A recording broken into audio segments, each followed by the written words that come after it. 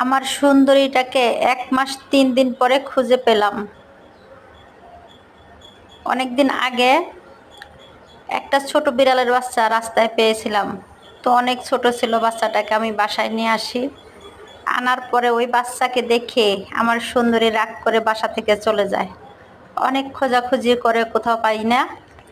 পরে একদিন শুনতে পেলাম আমি আগের যে বাসায় ছিলাম আশেপাশে দিয়ে ঘোরাফেরা করতেছে। তো ওখানে গেলাম, ওকে নিয়ে আসলাম। আনার সময় অনেক কষ্ট হয়েছে, আসবেই না। বাজারের ব্যাগ ভইরা তারপরে ওরে নিয়ে আসছি। কিন্তু বাসায় আসার পরে ওর আধিক্যের আর শেষ নেই। ও যে কত রং ঢং করতেছে কি বলবো আর। আমাকে কিন্তু ও ভুলে নাই। যখন বাসায় এসে দেখছে যে সেই বিড়ালের বাচ্চাটা নাই, ও তো মারা গিয়েছে আগেই। এখন ও খুব খুশি। কি- একটা পোষা পশু কিন্তু মানুষের ভালোবাসা বোঝে, কিন্তু কিছু মানুষ কখনোই বোঝে না। এদের কাছ থেকে শেখা উচিত।